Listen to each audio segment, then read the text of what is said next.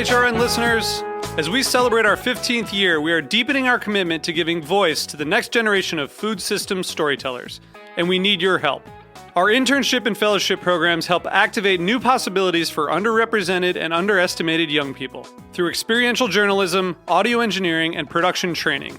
Through these unique programs, HRN helps food equity stewards build essential workforce readiness skills that expand their potential and foster economic mobility.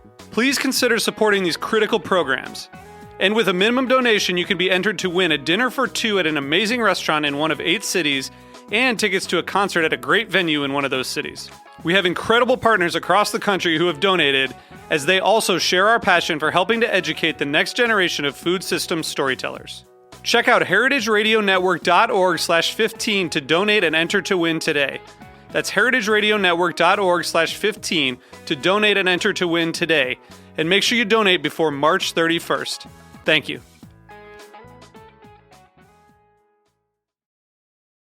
You're listening to Heritage Radio Network.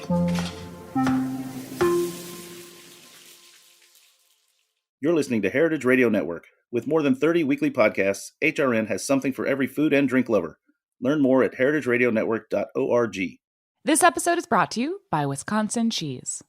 We do more varieties and flavors of cheese than anywhere else on Earth.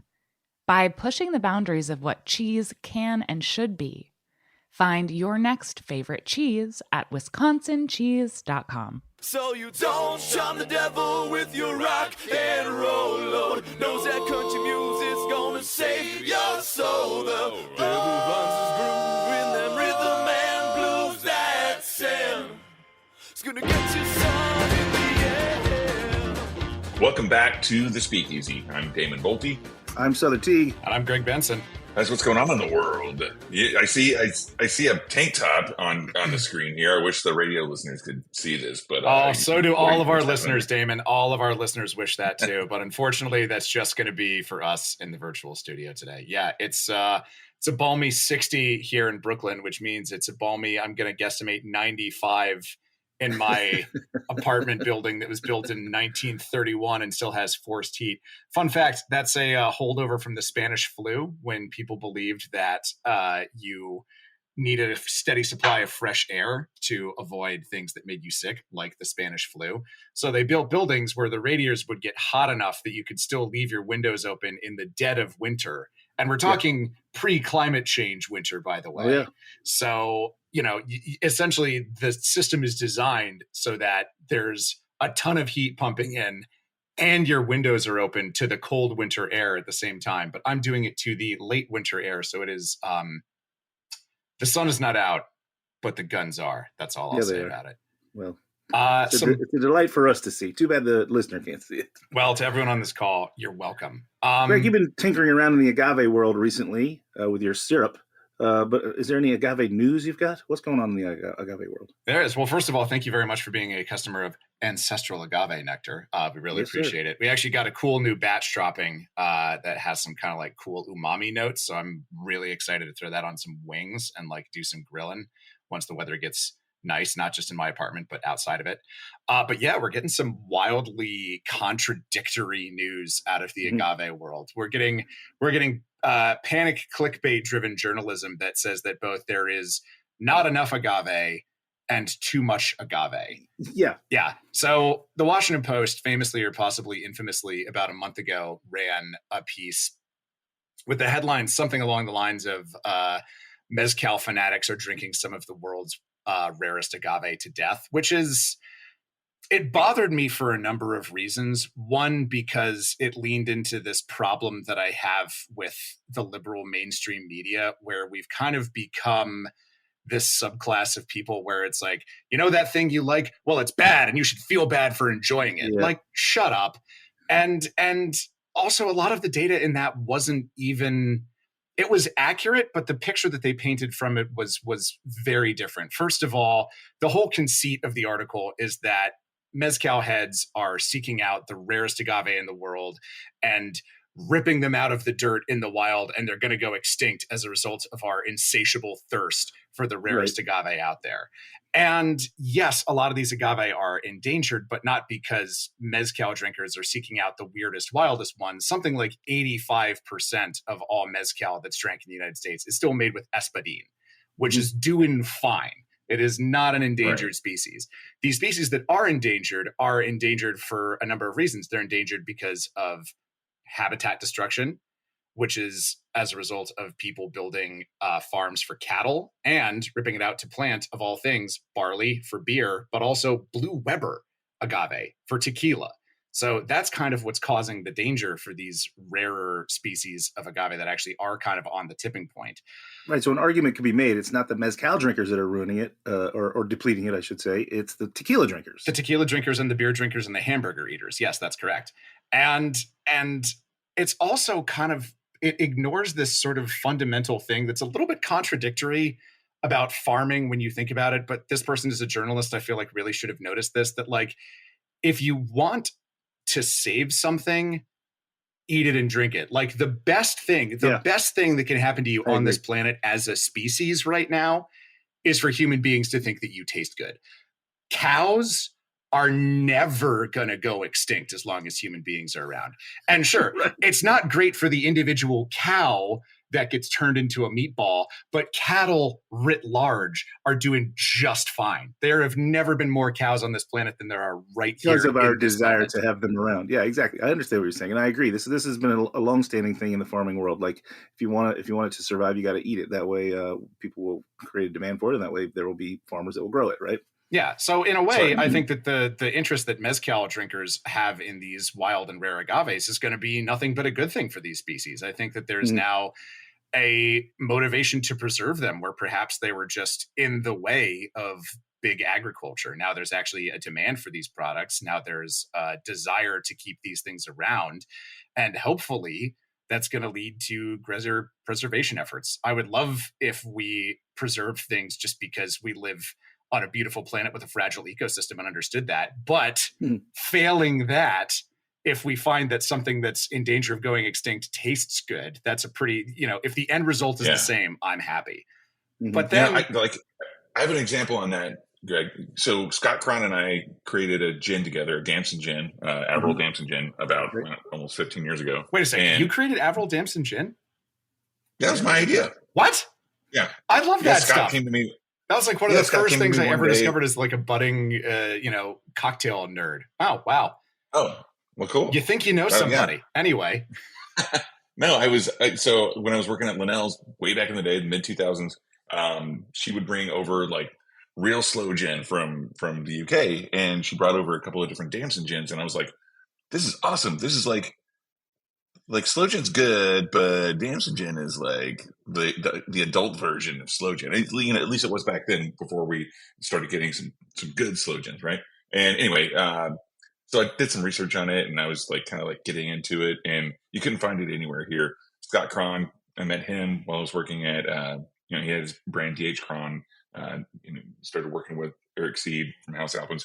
Anyway, yeah, so one day he comes into Prime Meats, and he's like, it was like 2008 or something, and he's like, man, what's missing from the gin world? And I was like, Damson gin. Like, we need Damson gin. I think it'd be cool to have that in the U.S. market. And he was like, what the fuck is Damson gin? I'm like, yeah, you sound like everyone else that I've said this to. And he was like, well, help me figure that out. And I was like, all right, cool.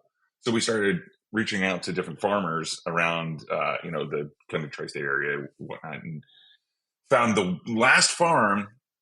It was one of the Red Jacket Orchards farms. And they had Damson plums, and they were getting ready to pull the exact same thing, getting ready to pull them and plant something else, like, I don't know, apples or pears, something that people actually know and like. And so we were like, yeah, well, we want to buy some Damson plums off of you. And the guy was like, so how many? And we said, all of it. He's like, what? And it was about to like essentially go locally extinct. But then they ended up planting more of it because we were buying it to make and now it's still, I think they said that they are growing 3 times as many as they were before they were about to rip it out. But, like going back, that's just an example of like what you were talking about. But, like also some of these different agave varietals, like you're talking about like tepezate and mandrakish and papalome. Like you're talking about those kinds of like more obscure. You're not talking about Baril and Espadine.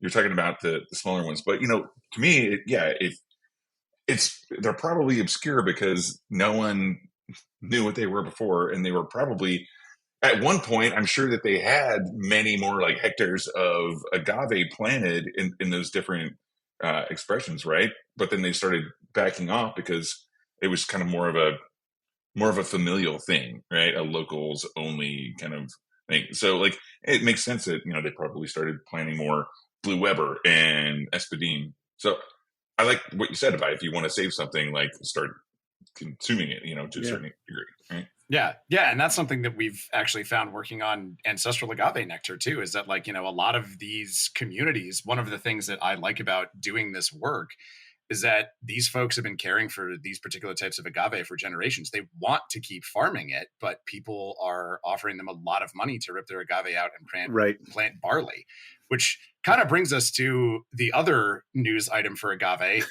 There is both not enough and too much of it. So Sother, you shared something interesting with us at the top of the show. Do you want to summarize that little news piece? I just saw a post yesterday from Tequila Matchmaker on Instagram that was a 30-second post with a voice overlay, and it showed truckloads of small agave plants being ground up into mulch, basically to feed to cattle. And the overlay of voice was saying that it was they were ripping it out of the ground. Exactly what we were just talking about. They're ripping it out of the ground because they foresee that there's going to be a bust in the agave market. So it's odd to think that we're having articles in a paper like the Post saying that we're running low, and that at the same time we're seeing from Tequila Matchmaker, a pretty trusted voice for tequila and agave in general, say that farmers are ripping it out to plant other crops, quote unquote, the other cash crops that'll make them more money in the short run, which is maybe short-sighted, but it speaks to this boom and bust cycle that keeps going round and round with agave. Well, the other key thing on this particular piece of fear-based journalism is that I think that from what we could tell, it looks like what they're ripping out is Blue Weber. It looks like it's all Blue Weber, which that does make sense, and that doesn't concern me too much because I'm already worried about the monoculture of Blue Weber and the potential for blight that raises for that particular subspecies of agave. So I'm not crazy concerned. And like you said, it does make economic sense. I mean, to get really macro here, beer as a category, especially in the US, has been dropping like a stone for the last 2 or 3 years. But one of the only resilient categories has been Mexican lagers. So your Modelos, your Coronas are now all of a sudden extraordinarily valuable. So that's why you're seeing so much money and so much incentive to rip out these agaves, these Blue Weber apparently, as well as some of the ancestral plants that I work with, to plant, stuff that's going to become Tecate one day. Right. I'm not as concerned about the Blue Weber. I think Blue Weber as a species is gonna be fine overall, knock on wood. I had similarly optimistic tea gazing about the coronavirus pandemic 4 years ago, and we all see how that turned out.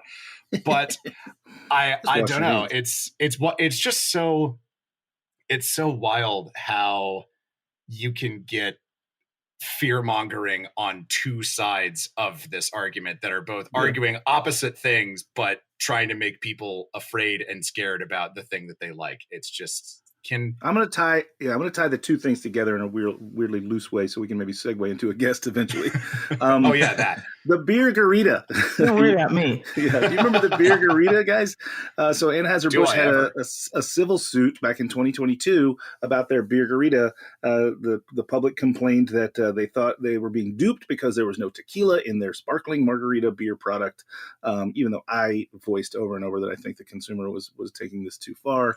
It's the Limerita. For frivolous lawsuit or what have you. However, Anheuser-Busch lost the suit, and they posted out that they were having to pay people back. And they said, if you have ever purchased one and have a receipt, you can turn that receipt in up to so much money. I can't even recall, it's so long ago. They also said if you have ever had one and don't have a receipt, you can still file for a lower amount of money. I encouraged everybody to file because I've certainly had one. I've got my envelope here 2 years later. We're going to open it and see how much money you got. I'm making. Well, I thought also, like, in the end, I'm sure I've bought enough Anheuser-Busch products that they owe me a beer. So here it is. This check is issued pursuant to the terms in the class action settlement Browning et al. Versus Anheuser-Busch LLC, case number blah, blah, blah, blah. Your submitted claim for a settlement award and the settlement administrator has determined it was timely and valid. The enclosed check constitutes a full satisfaction of your claim, only valid for 90 days past issue date. Please deposit promptly. And my check is for a whopping $6.05, which I'm going to use my phone to deposit, and then I'm going to frame this check from Anheuser-Busch. Amazing. So there we go. I got my Anheuser-Busch bought me a beer. It's a good day for justice, guys. You got a buyback. That's great, man. It Buyback only from the took big 2 boys. years. I got a buyback from the big boys. Can you even buy a beer for $6 these days? I don't think you can. Actually. Outside of New York Mexico? City. That's like just the tip on a beer. All right. Oh. Hey. Well, that's the voice of the lovely and talented Frankie Marshall chiming in. Frankie's our guest today. We're stoked to have you on the show. We tried to have you on last week, but errors got in the way, and but we're glad you're here today. So welcome to the Speakeasy. I am so excited to be here. Thank you all so much. I want to thank America and the rest of the world in advance. Thank you all for having me. The rest of the world appreciates having you here. So before the show, when Sother was parading his $6.05 check around. Listen, I opened it right here on air. I wasn't parading the check. I was just. Oh, but you were very proud of the envelope. You were excessively proud of yourself for having fought the law and won. But right. Frankie, you mentioned that you had a adjacent story, and I'm really curious where that was going. Let's hear it. Well, I went to do my laundry. Just so you know, myth busting today, folks. I actually do my own laundry. I don't do drop off service. So I went to do my laundry the other day, opened my bottle of Tide, and I was pouring it in, and it was all black, kind of like black and dark green. And I thought, is this a new type of Tide? What's going on? And then I just used a little bit of it because I was scared. And I came home and I Googled, weird looking Tide, and it turned out that's a thing that happens when it's either been heated or it's sat around for too long. And there was a phone number to call. I called the number. Somebody actually answered, and I said, my Tide is black. And she said, oh, we're very sorry about that. Please discontinue use. And they sent me a gift card. She said, well, what size did you buy? I said, the biggest one. Of course. How about a subscription truckload? Size. I got a $10 I operate a laundromat. gift card. I bought the largest. Right. Yeah. $10. So I got a $10 gift card plus another $2 off coupon. So, and it came within a week. So there you go, folks. If you get that monstrous, hideous looking, dark green, gray, black Tide, don't use it. And call in and get your money. You got $10 in a month from a laundry detergent. It took me 2 years to get $6 from Anheuser-Busch. I mean, it's clean against alcohol. Clean against evil. Clean, what can I say? I guess that's what it is. Well, Frankie, what is it you're doing these days to keep yourself busy? Because we see you all over the place. You're recently in Imbibe magazine. You do judging at World Class. You've hosted 50 Best. You are a champion for French things like cognac and Pinot de Charente. Like, what's up, Frankie? Well, that's all up. I am what we call should I even use this term? The hyphenate. I really do all of these things, and I do call myself this modern bartender, and it's not to be pretentious, but it really is because I think that's exactly what I do these days. I still bartend occasionally, and I'm a freelance person right now, so I do all these other things, almost whatever pays the bills. And it's really been exciting for me to be able to kind of jump into these different arenas, if you will, and be able to work across categories. I do work a lot with the French things, the grape base, but I work with, all categories and all kinds of liquids. And so for me, that's been really exciting, being able to do that and I guess carving out that niche for myself. But as we know, with freelance life comes, sometimes it's feast or famine, right? So right now we're a little bit it's not quite famine mode, but it's, darling, right. I'm still drinking champagne and caviar, just, only maybe 3 times a week now, maybe just 3 rather than every damn day. Well, it's post Q4, and there's, we get so like caught up in all the events during the holidays, and like we're all like hustling and everything. But then like Q1 comes around, and it kind of slows down. But at the same time, you're able to do all that stuff because, first of all, you're very talented and you're very knowledgeable, but you also live in New York City. You know, like New York City is the real key to being able to spend that many plates of caviar, and you know, and balance out like a lifestyle to where you can be working an event one night, and then the next day you're like teaching a class, and then that evening you're bartending, and then, you know, like and then you're doing a radio show, and then you're contributing to an article. You know, it's like, Yeah, I feel like dense markets are the only places where this lifestyle can manifest. Well, that's first of all, thank you for the compliment. And it is interesting because we all have the privilege of traveling quite a bit, and I do go to other cities and think, I'd really like to spend some time living here. And what I immediately say to myself right after is, but how do I make money? How do I make money living in all these other places? And you're so right. I'm lucky, some of us here are lucky to live in New York, where exactly what you just said, Damon. It's that people can call you up and say, oh, you're here. Okay, come and do this or come and do that. They don't have to fly you in. They of course they will fly certain people in, but why would they do that when they've got all this talent when you've here? got, right. Exactly. And it's not just the fact that you live in the city. I want to like say that it's not just the fact that you live in the city where there are a lot of opportunities. It's like you actually are one of those people who knows how to do all of those things and do them very well. Yeah, and seek those things out. Just because they exist doesn't mean people seek them out, right? Right. Well, that's true. I mean, I have gotten much better over the years at being, softly, aggressively seeking out work. And Sother is really great at that. Sother, you're a great self-promoter. I mean, you're you're shameless, quite frankly. And no, but you have to really just go to people and say, hey, I can do this. And I mean, I had someone a couple of years ago say to me, oh, I thought you only worked with cognac. And I looked at them and said, first of all, how would that even work? I'm a bartender. How could I just work with cognac? Secondly, you just and don't limit me. And you have to remind people about that sometimes, is that of what you can do and the knowledge that you have, if you have it, or what you're willing to do and that kind of thing. Because people just assume, or they can assume that, maybe this person can only do these things, or even maybe they only will work for this amount of money, or maybe I can only pay them this, or, so you really have to lay things out. And I will say I've gotten much better, and it's been hard sometimes to have those conversations. And sometimes people don't know how to take you because they think, oh, she's a little this, or, that's a little aggressive, or whatever it is. It's right. Not. But your pedigree speaks volumes, right? You've worked at great places like Clover Club and the Dead Rabbit, especially while you were there. Both of those places were kind of in their big push heydays. And you've gone on to do all these other things. I think our listener, the reason I wanted to have you on is because of all these things you do. I think our listener would love to understand, like, how do you even crack into these things, such as becoming a teacher at Bar 5 or becoming the host of 50 Best? Like, where did you scout that opportunity? How did you follow up on it? Yeah. Do you mind if I piggyback a follow-up question for later on for that? Also, how do you navigate certain contractual obligations like non-disclosures and non-competes when it's like it's a category that's, a light category, or there's, like overlapping with contract times, things like that. I think a lot of people would like to hear that too, because I think we all kind of struggle with that sometimes. Yeah, a lot of people being me. I'm taking notes over here. I just ignore those. What does NDA mean? Is that a new drug, NDA?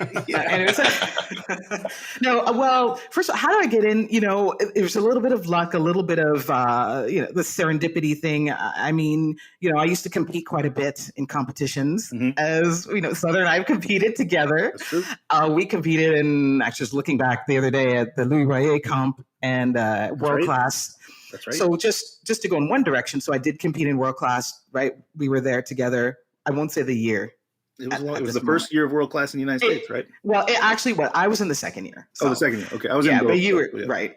So anyway, so that was one thing that and being a part of the USBG. I was vice president of the USBG in New York for 2 years. Mm-hmm. And that opened the door to judging competitions because brands would partner with USBG and they wanted to have a USBG person as a judge. Mm-hmm. So that's when so that was my kind of entree into judging. And then I started doing more and I got better at it because another myth buster, just because you're a bartender doesn't mean you're a great judge of cocktails. True. It doesn't mean you have a great palate. These are things that you need to work on. And I will say that I've had to work on mine and I've worked on my analytical skills and things like that. So I think, being around other people who, judging alongside other people and them saying maybe to themselves or to other people, she's good at this, or maybe she's, it's that kind of thing. Mm-hmm. It's not like everyone said, I'm a really great judge now, because I think that there's always still work to be done there. And judging spirits is different than judging cocktails as well. So, so I think USBG opened up the door for me there with that. The judging, competing at world class led me to think a lot more about world class later on. Did some judging for the paper submissions, and then I started judging the top 100. From the 100 they go down to the 30, and I just did that recently, earlier this month. Ago, yep. Yeah. So it's things like that, and again, competitions. Meeting people from brands or meeting other bartenders who you're competing against, who eventually go on to do other things and remember you. It's that kind of thing. I always tell people that when you're competing. And I had a couple of breakdowns at a couple of competitions where I was very sad. Actually, to be honest, the world class hit me hard because that was a really tough competition, that one we did there. It was really, really difficult, and I wasn't ready for that. And, and I think, I know that I believe you always have to remain professional, even when you're not doing well, even if you lose, because, we've seen people do, unmentionable things, unconscionable things, and then that just hurts your reputation. But Mm-hmm. if you can get out of a situation like that, learn something, still kind of, smile and shake hands, people remember that. And because there's always brand people looking at you. There's always, again, other bartenders. You never know where people are going to end up. So it's that kind of thing. With the hosting, to be honest, and Damon, you do this too. You come from a theatrical or musical background, right? So you're used to being on stage, right? You've got your band with your brother. Yeah. Aren't you called Band of Brothers? Just brothers. That was our brothers. band. I'm sorry. Brothers, yeah. But brothers. yeah, but I also did theater too, and like it's interesting talking to certain people in the industry who've had like stage time like that and how they apply it. Like people for instance, Dale DeGraff, and Sure. like guys like Tom Robin Richter. Robinson, yeah, exactly. So there's a lot. A lot of performance based like backgrounds for people, even like people like Katie Stipe, who was a dancer, right? Yeah. There's a lot of different ways to do it. Yeah, for sure. And a lot of us come from that background. So for me, it was being on stage has always been, for a long time, it's just been a natural thing. I've no problem. I mean, the only time I'm scared on stage shocks me, Frankie. You're such a shy, demure person. I know. Well, that's how I actually got my Instagram name, because I always consider myself a shrinking violet. And then I became a drinking violet. Darling, there's thought involved in these things. No, but it's interesting though, because I knew I could do it for a long time, but I don't think a lot of people were looking again in my direction because there were other people there. Things change, the tide shifts, pendulums swing. And interestingly, with 50 Best, I did get the call, and this is a little covered in that Imbibe article, but I got a call from Mark Sansom, who was the content director at the time, to meet up. Yep, he's been on the show. Great guy. Right. Yes. For tea. And here I was thinking that I was going to go in and I was going to just, to talk to him about what was going on with 50 Best. And then, he mentioned the ceremony, and I said, who's hosting? And he said, we don't know yet. And I literally just, slowly put my hand up, like, and he kind of, tilted his head to one side and said, really? And I went, yeah, really. But and then I found out later that he actually was there to interview me for that, but I didn't know. So he'd already gotten a recommendation. So here I thought I was being, and I was being, there's that aggressiveness. Is the word aggression? Forthrightness. Is that what's the word for?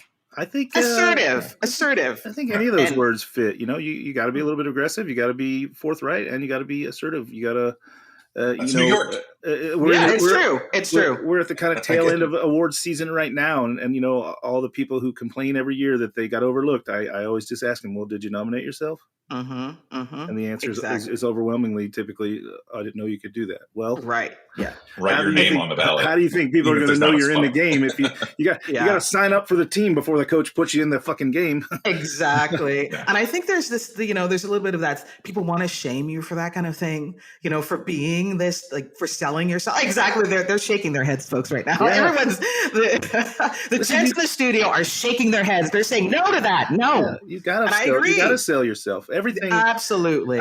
We all listen. I think bartenders specifically, and that's who listens to this show. Bartenders and people who are interested in us. We all talk about the fact that we are ourselves beyond the places we work, a brand, and brands sell themselves. You've never heard of a brand that doesn't advertise or get it in front of you, so you must get yourself in front of people. So I applaud you for what you do. I think you take the piss out of me for being a shameless, but I think you're the shameless one. You put it right out there. You walk the walk. You talk the talk. You dress the look like you. That's it's true. I mean, Marshall, it does not go unnoticed. Well, I appreciate that, darling. Thank you. Yes. But and as far as the, but I will say, just back on that note, there was a time, when people would look at you sideways and kind of go, and I definitely experienced this working in certain places. Change. Yeah, no, I know. And they have, thankfully, but there was definitely this kind of like, well, who do you think you are?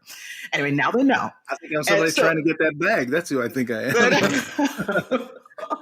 So, and as far as your question about navigating the NDAs and the non-compete, luckily timing has been on my side. But also being really honest about, okay, I'm going into this thing, but you know what? I'm working on this right now. It's going to end at this point. Can we work around this? And so it's being really honest with the people that you're dealing with and taking stock of what you're doing. Like, you have to monitor your social presence. Obviously I did world class for Diageo. And maybe they didn't want to see me talking about other spirits during that time, or that kind of thing. So this could be something that might show up in a contract. You can negotiate these things. I do encourage people to actually read through the contract. Sometimes it's right. I mean, it's basic, but it's true. Just like when you compete, you read through the requirements. And you just see if you can make some adjustments. And I know I certainly have made adjustments with my contracts. So it's possible. It's not coming out of your pocket to have the lawyer to renegotiate or rewrite the contract. It's on them, right? So might as well make some notes and have them change. Like, honestly, like we've had many sponsors on the show and on the station where, like for us, like we have different guests on every week, and they could be, a bar personality, cocktail personality such as yourself. It could be a brand. It could be an author. It could be anyone from anywhere. It could be a beer company. And so like we can't just by nature of what this show is, we can't actually sign anything that's like a non-compete, because why would you even come to us with any kind of copywriting, sponsorship agreement, knowing that that's that? So knowing that there are parameters that you can get around, and I especially like what you said about like kind of managing the calendar for the brands, but really that's also for you too. I mean, because like when you do that many things, it just like you can really run yourself ragged, and you can also like the worst thing, even worse than so it depends on where your head's at with this, but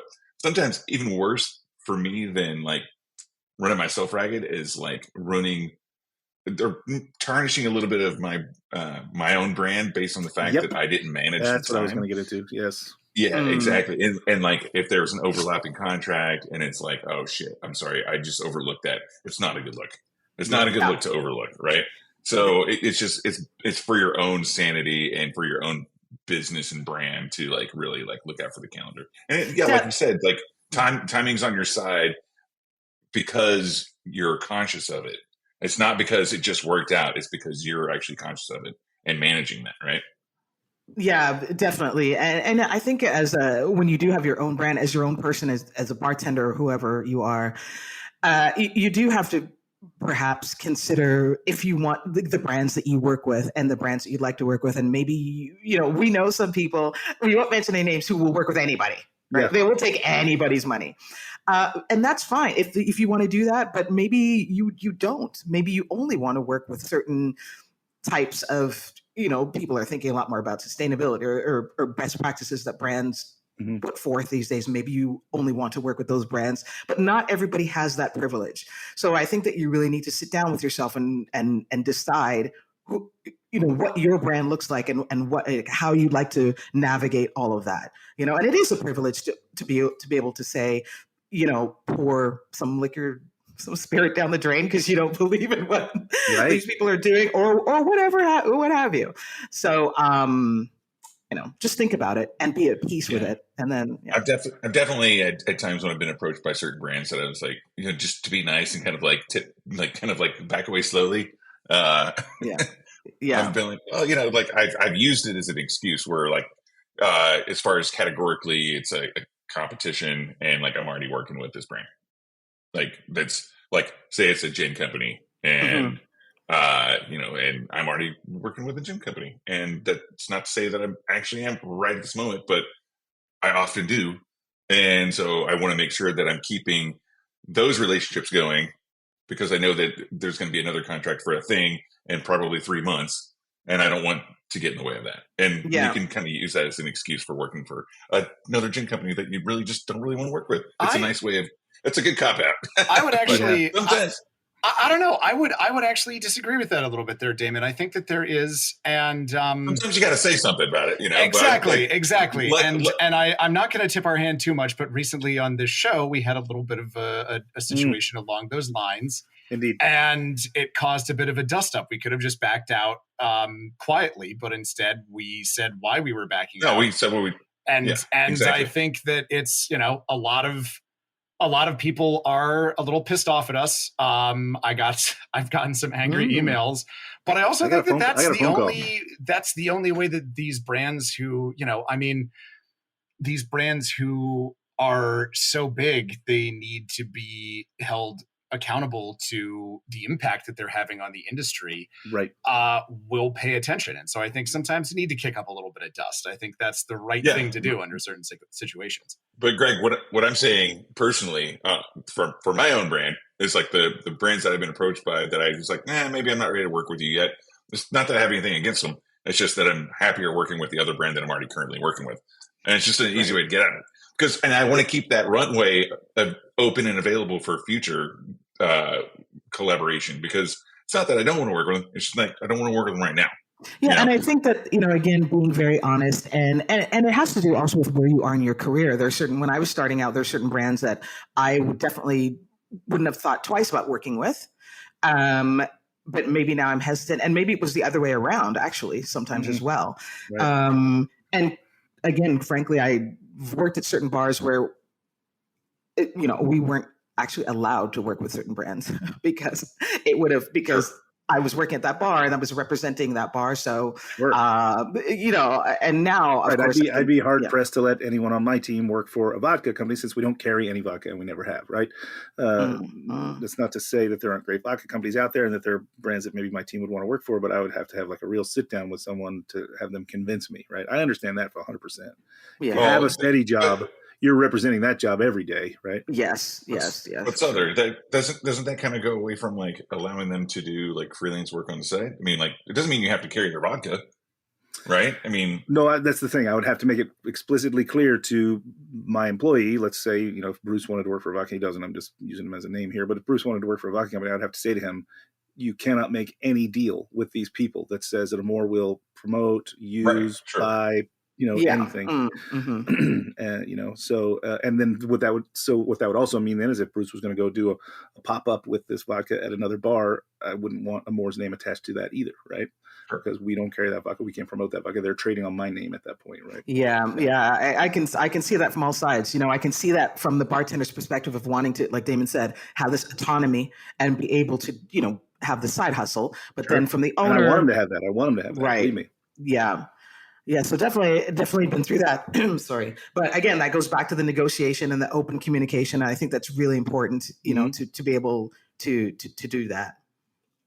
Yeah, for sure. Don't Let's hide in the look at- shadows. Frankie, I'm not. Yeah, Frankie, I'm not trying to age you here, but Hey, then don't. Next. you've been you've been bartending for a little while, and I mentioned a couple of the bars that you've been at, and there are many more. You know, in your notes to us, you said you wanted to talk about the industry today, but I think the way to talk about the industry today is to maybe reflect and talk about the industry past. What have you seen that's been significant in your trajectory that's changed for the good or for the bad in our field? You know, we're always trying to improve, but I think Well, first of all, I just threw out that topic just to, because I didn't know what else fill to the say. space. Look, I think we can all talk it up. This sounds exciting and intelligent industry today.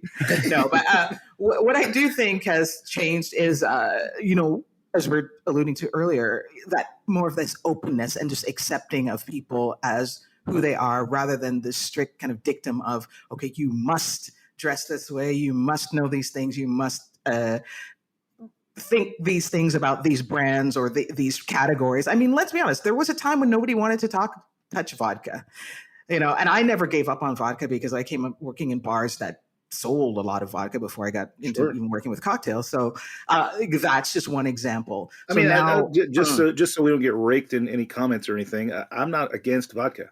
It simply doesn't work at the program at Amore Margo. I have vodka at my other bars, just not that one. Right.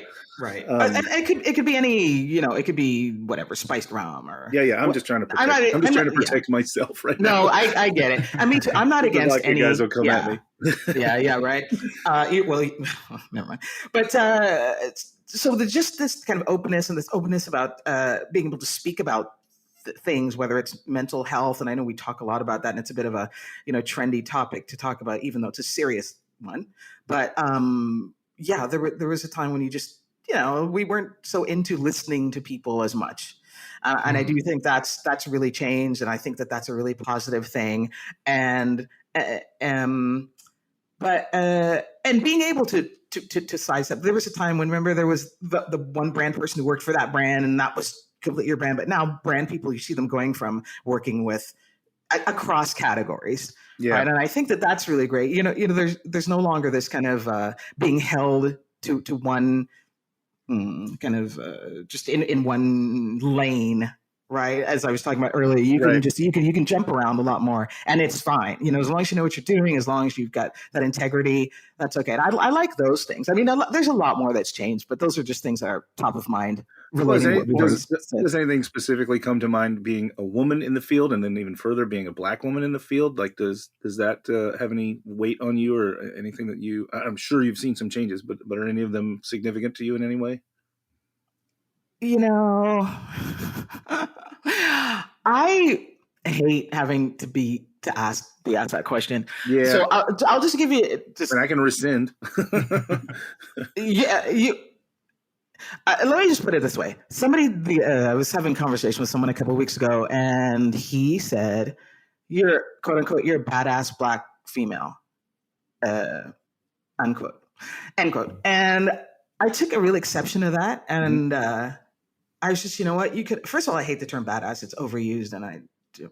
But I said, you could have just stopped at badass. Yeah. That's the moral. Do I need to say more? No, I don't think so. But I would ask more. Do you think that that's finally beginning to happen? Do you think you're seeing less of that? Yeah, I really do. I do. I think so too. But I'm on the wrong side of it. I don't know if it's true. I feel like that's come down quite a bit.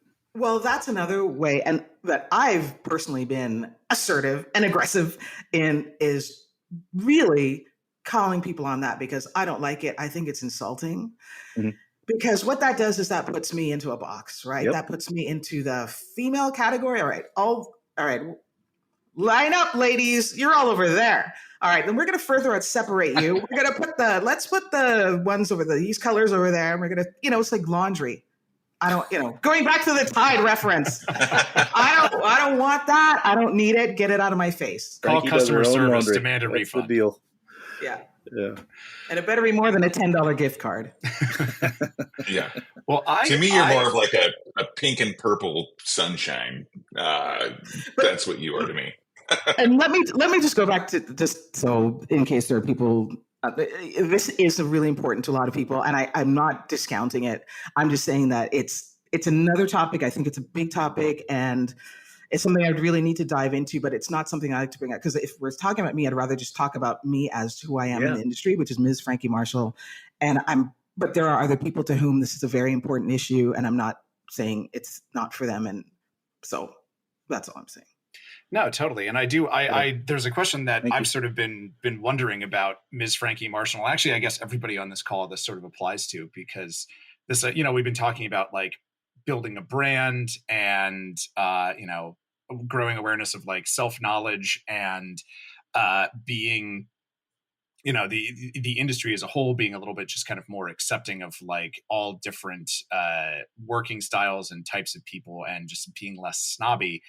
And I wonder, I've been wanting to ask this whole time because I get the feeling that you and I are like in a way where for a long period in at least my life, I thought that I was just kind of at the whim of chaos, that like there was my life was just a chaotic force. And I, as the person trying to stabilize it, was constantly having to hold up the dam against all of these like different impending deadlines and potentially conflicting interests and making sure that like everything worked out. And I've sort of realized now that I think I'm starting to slow down slightly with age and hopefully wisdom. I've sort of realized that like, I'm not a victim of circumstance. I'm not a victim of chaos. I'm not just like at a certain point after 35 years, I had to sort of acknowledge, oh, it's me. Like I am the common denominator in all of these chaotic things that have been happening in my life. The reason that I have friends who look at me and go, it must be exhausting to live the way you live, is me. And on some level, it is that way because I like it that way. And I just wonder if that is something that, we were talking about spinning all these plates and having all of these projects and making sure that, we can stay one step ahead of our deadlines bearing down on us so that we don't tarnish our own brand. I'm wondering if that kind of strikes a chord with you and if that's something that you've ever thought about. I'm not sure that I have. I'm not sure how to answer that one. All I know is that, I'm always trying to do more. I'm never really satisfied.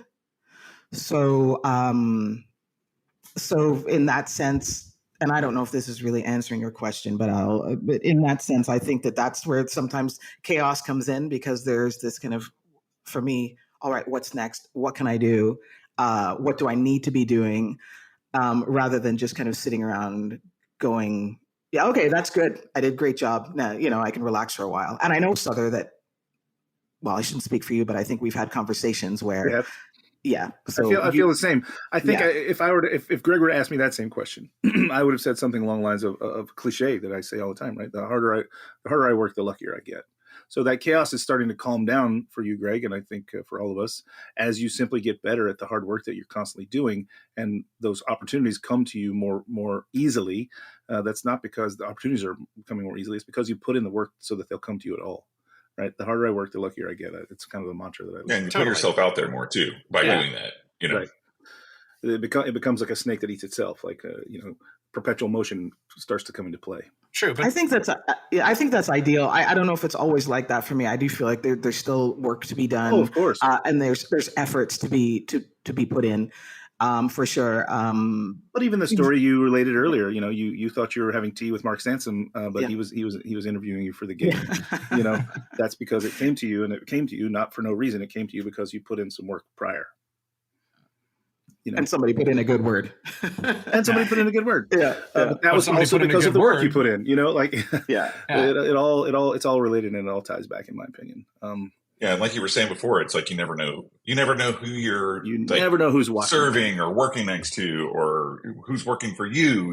Like that's another thing. It's like, I've had a lot of employees who have gone on to like do like really incredible stuff, and Thomas Wall worked for me at Prime Meats, and then I ended up working for him at ZZ's Glam Bar. Right. So it's like, Yeah. there's, it's like I really worked building. with Damon Boelte at Prime Meats, and then I'm on the show with Damon Boelte. Yeah. Yeah, exactly. Yeah. Yeah, so And- that kind of stuff.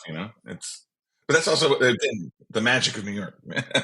And I knew Damon Boelte when he got that Fernet tattoo. Can we talk about that? Do you still have that? You still have that? They don't go away, Frankie. Yeah, it just got bigger. It just got bigger with the more the lazier I got in California and more burritos I've been eating, and the less I've been walking up and down, four store walk. The eagle's wings now flap when he jogs. I don't believe that. Yeah, they do. I don't believe that. This episode is brought to you by Wisconsin Cheese. Wisconsin, the state of cheese, makes half of the nation's specialty cheese and wins more awards than any other state or country.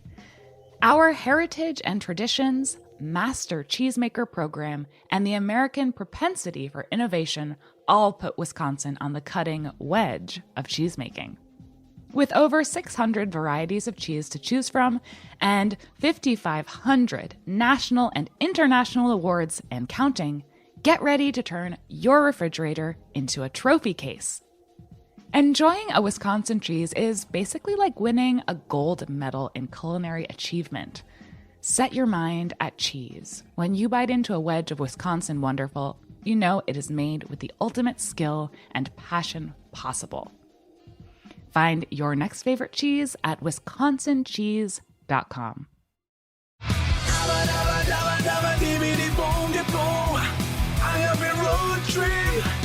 I'm Lou Bank. And I'm Greg Benson. And this is an ad for Ancestral Agave Syrup, the critically acclaimed award-winning syrup that helps gringo bartenders better make margaritas, Wait, Negronis, Lou, hold and up. Oaxacan Wait, old are you just... fashions. This is how you start your podcast. What? It's not an ad for Ancestral Agave Syrup. Well, of course it is. I'm just cutting costs by not paying writers to make something new. I'm just using an old script. You pay writers? Is that some kind of jab? No, I'm just saying that... What are you saying? Well, look, we've got this amazing syrup that's made in an ancestral manner, cooked down from the sap of the agave, harvested the way these families would to make pulque. It's a quality product. It deserves a quality presentation. Yeah, okay, hang on. Ancestral agave syrup is made by real families following traditional methods. Unlike the industrial Blue Weber syrup you get everywhere else, Ancestral is cooked down from agua miel, harvested from Salmiana in Hidalgo, Mexico. It is the grade A Vermont maple to the sticky diner syrup you've been using for your cocktails. Ingredients matter, both in how your cocktail tastes and how you treat the earth. Ancestral is better for both. Is that good? Sure. Or maybe confusing instead of cheesy. Look, just visit ancestralagave.com to learn more and to order your world-class agave syrup today. And we'll call that a wrap. Catch you next ad, Greg. Hasta pronto? Ancestral Agave Syrup. Available online at ancestralagave.org and wherever Greg and Lou are able to coerce store owners into carrying it. Oh, actually, you know what, Frankie? I wanted to talk about something like just kind of like you've worked at some really incredible spaces in New York City, in the bar. I wanted to actually talk about something close by on Atlantic Avenue, that like dungeness bar on Atlantic Avenue on the north side of boudoir. Yes, the boudoir. Yeah. Mm-hmm. That bar was like, I don't know if it's still around. It probably isn't, I'm sure. Just because I assume like everything's closed. But what a wild place. And what, like, so speaking of like having a brand, first of all, So it's like they built it around you. Exactly. That's exactly right. It's like they took They got you to stand just still built for a bar minute, around and then they built a bar. Yeah. Yeah, no, that was really so. It is still open. Le Boudoir on Atlantic Avenue. It is? Oh my God. Yeah, Cool. and it was, for those of you who don't know, it was a Marie Antoinette themed environment. It had plush red banquettes, and it had a back room which actually led to, there was an old tunnel underneath Atlantic Avenue in Brooklyn, Right? where they used to do, where they used to run everything from alcohol and dead bodies, or I don't know what else. They used to do tours of that, but they don't do them any longer, as far as I know. But the back of that bar, the walled-in area led to that tunnel. So the owners discovered that when they were building the place, they discovered the tunnel. So it was a very interesting place for all those reasons. And yes, I have to say, just a quick story is that Michael Neff, a bartender friend, called me one day and he said, I have a job for you. You need to take this job. And I said, I don't want a job. And it was December 2015. And I was about to go to Cuba with Julio Cabrera and a bunch of great people. And I was just like, no, it's not good time. He said, you need to talk to these people. And I said, fine. And I did. And I said, no, I don't want it. I remember the owner kept calling me up. I remember I was getting my legs waxed for the trip. And the owner called me up and said, are you sure? Can you take this job? And finally I said, okay. But so yeah, that came together really quickly. That was my one regret there, is that I basically had 2 weeks to kind of put that together. And I didn't want that to be my big debut, but that's how it happened. And yeah, I was there for almost 3 years at that place. And it was a very interesting experience. Yeah. I loved it so much. And as Sother said, it was like built around you. And like, I just remember going there like all the time. And, obviously like, it was a beautiful space, but just like, you're so great at hosting and like just sitting at your bar and just like being able to hang out. Like, it was so awesome. I remember taking like some of my staff there a lot. Like it was very near Grand Army. Yeah. Yeah. We would just walk down the road to see it. And like, it was so awesome. I guess you would have left around the time that I left to move to California. Yeah. If you were there for 3 years. Yeah. It would have been around the same time. Yeah, I guess it was 18, right? Yeah, somewhere in the late 15, 16, late 18. And thank you for that. I appreciate it. It was, if I had to do it again, and I'm open to, running another bar again, putting that out there aggressively, whoever's listening. But I would definitely, I learned a lot. I would do things differently. But thank you for coming over, because honestly, there were people who would go to that other bar that was across the street, it was diagonally across from Long Island Bar. People would go to Long Island Bar and never come over. And they go, oh yeah, you're still at that place. Oh yeah. I was like, well, I saw, on social that you were across the street last night. You didn't. So but that always happens, right? So thank you for coming in. And yeah, that was a good experience. I learned a lot. So now I need a redo on the bar running. Yeah, I mean, I can't wait. We'll definitely be there opening night or friends and family, hopefully. But speaking of hosting, I want you to talk about your experience with 50 Best, because we talked about like getting hired on for that gig. Yeah, but what's it like being up there in front of us all? Yeah. Well, it's one thing to be. I think it's one thing to be on stage in front of a bunch of an audience. Like when Damon's up on stage with his band. I was in a band in high school, but it's got to be a totally different thing to be up on stage in front of an audience that's literally just shoulder to shoulder with people respect, and work with. Yeah, and vice versa. Right. And they respect you, Yeah. Hopefully. That's the ideal. But that's the thing. It's interesting when you put yourself, and we know this from performing on stage there, especially when you're the only person up there. Yeah. If I think about it that way, I'd probably get really nervous. Oh, sorry. No. But that's the thing. I don't think about it like that. The hardest thing for me, and if anyone hasn't seen 50 Best, it's one person basically counting down the awards. It's not, awards in front of a live audience of around what, I don't know, maybe 700 to 900, and then it's also broadcast, right? So yeah, untold number of bars and bar nerds are watching this show. Yeah, to be the first time I did it, I forgot that it was a live broadcast, because again, so I just kind of, I just went in there and I did it. I was more concerned about, my hair, getting the hair right, and the outfit, and remembering Frankie the Marshall first one. Problems right there. Darling, it's not easy. I had what felt like a 20-pound, purple extension coming out of my crown. So it was that was heavy.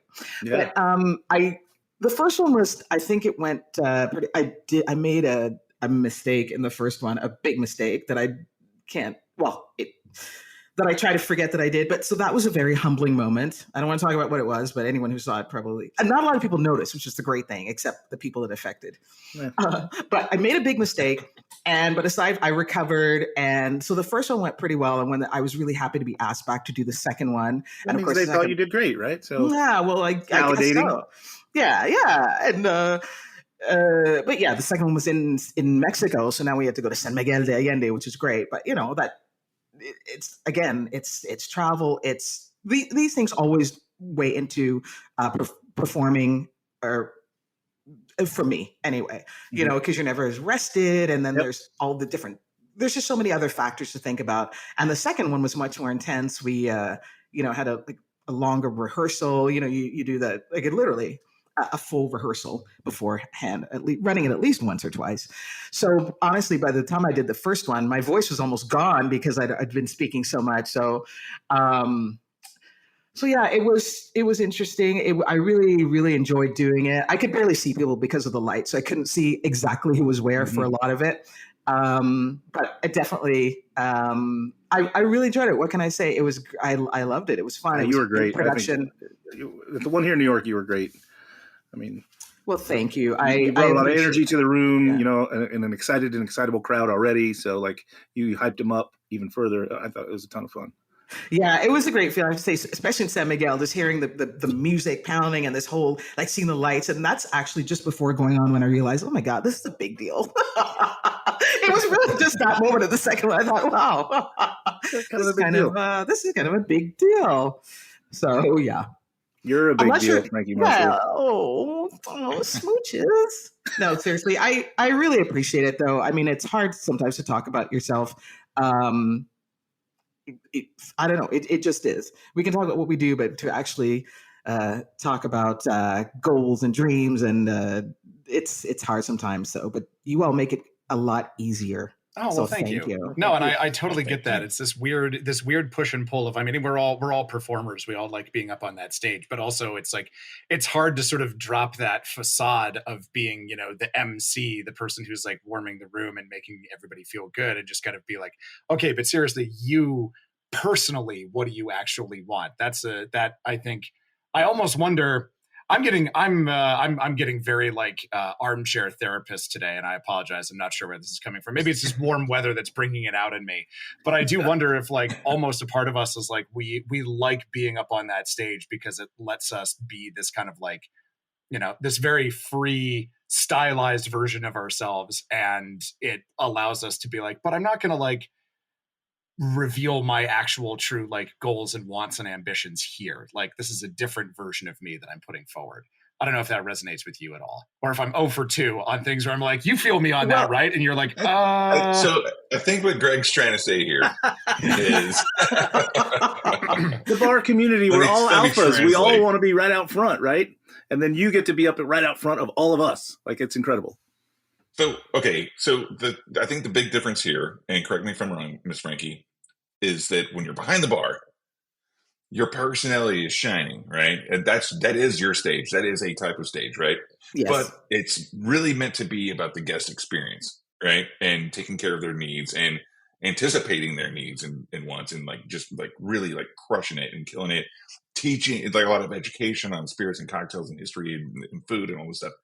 But then when you're on stage hosting an event like this, it's not really about the hospitality. It's all you at this point. Mm-hmm. They hired you for your personality, for who you are, which they get to see enough of. They got to see enough of from you being behind the bar or at these events or cocktail competitions. And then they're like, you know what? We know you know all the rest of this shit. We just want you. We just want you and your personality and your charm to get up here and blow people's minds. And that's what you did and have done. And like, am I getting that right, Greg? It's like kind of taking the service element away mostly, right? And you're just able to express who you are. And I want to say this really quickly because I know we're at time here. what we've been talking about on this show, we've touched on it a couple of times before, and especially where we are in the current state of the industry, right? Industry today, as you put it. Personalities are encouraged more than ever, I think, by the bar. Like you mentioned, like we don't have to do the vest and tie thing anymore with curly mustaches, all that bullshit. Like we had to do a lot of that stuff for a while to prove ourselves as professionals. But now people understand the consumers have caught up, and a lot of those consumers have actually switched over to the service industry side too, because they're like, wow, this is a cool thing that you can do. And it's fun, and I get that. A lot of people who came from like the freaking financial district, you know, and, like, and lawyers, you know, like moving over to the booze side because they're like, this is fun and cool, and you can actually like make this a real profession and career.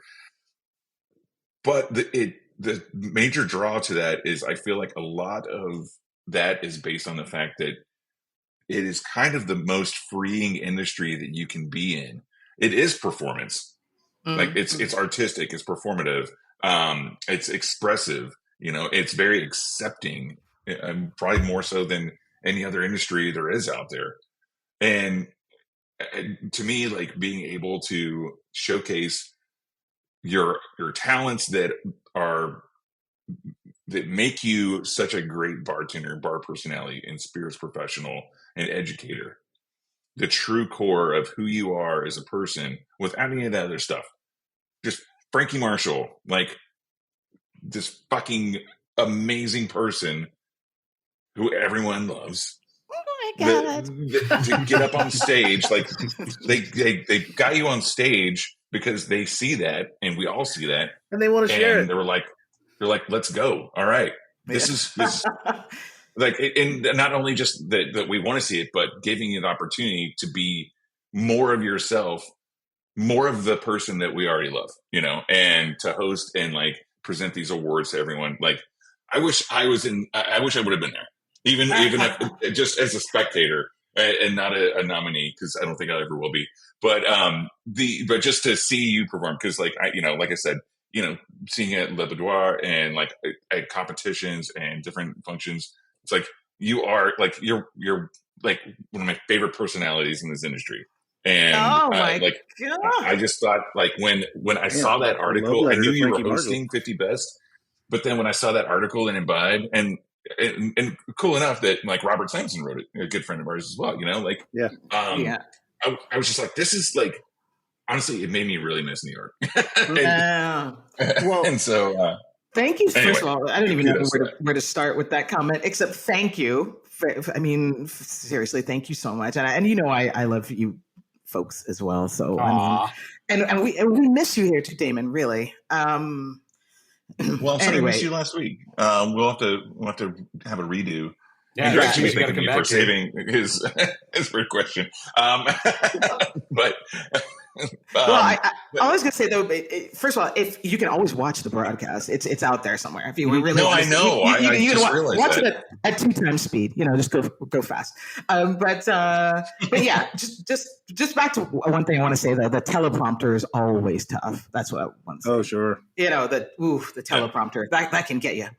But yeah, I do think that's why. And as far as you touched on so many things there. We don't have time for all of it, but just going back to the whole uniform thing, I think that, or the way people look, I think that across in different categories and different disciplines, the uniform is gone. You know what I mean? CEOs look so different now than they did, totally 10 years ago, right? It's acceptable to be that baseball hat wearing, with the sneakers and all that stuff. Like that's usually the cool guy, the creative, right? In the person, in the house. Anyway, and I'm so happy for that. I'm so happy that, I can live my life with all my colors of my hair and it doesn't matter to anybody, I don't think anymore. I don't think because there was a time when I could not. It's become your signature. I think. Right. Well, there were times when I couldn't get jobs. I was literally told you cannot work here with pink hair. So much, and then again, that's a great change too. So, yeah. And yeah, we all need to always show our personalities, because that's how, like you said, that's what makes us individuals, and that's what makes people love us and distinguishes us from the next person. And I think that's a great thing. So I encourage people to show that. And hopefully you all have great personalities. Don't show that stuff right away. I mean, let's ease into that. But, I do encourage people to be themselves, because that's what people are looking for these days. I'm going to throw out another buzzword, but that authenticity, really being it's so true. But it's really, really true. Be your authentic self, and people are going to notice that, and people are going to want you for who you are. Yeah, absolutely. And I think we would need maybe a little less focus on our own mental health if we were allowed to be ourselves more. Yeah. Boom. Yeah. Agreed. 100% agreed. I think most of that pressure from the status quo is where a lot of our mental health and anxiety comes from. So being able to turn the industry into a more accepting, equalizing kind of entity, it's really, that's kind of one of the first major steps to balancing out mental health too, and it's just absolutely. And we see it all the time as service people, when people get intimidated by trying to pronounce a wine, that they're ordering. And you see, sometimes the bartender will give that look, you can't pronounce that, that's why we need to, on both sides, we have to be so much accepting of people. Just help them out. Absolutely. If you can't say just this one, point to it, or whatever the case is, make people feel at ease so they don't have to go through that anxiety of, proving themselves to you. So that all ties into it, That's a whole other topic, though, right? We'll save that for another day. Next episode, yeah. But I want to say really thank you so much. I think this is I don't know if you realize this, you might not have had me back, but this is actually my third speakeasy. So I'm, very excited about that. Thank you. Top that, the rest of you. Who else can top that? Two more, and you get a velvet jacket. Exactly. A purple velvet jacket. Yes. Yay. Thank you. But it's been really wonderful. Thank you all so much. So lovely having you on. And I think we got a lot out of you, and I think the listeners gonna really enjoy tuning in. So thanks so much, Frankie. Thank you all. Sother, Damon, Greg, Armin, back of the house. Yeah. There she is up on stage. Well, that's it for this episode of the Speakeasy on Heritage Radio Network. Thanks so much for tuning in and listening to Ms. Frankie Marshall tell us all about her experience in the industry.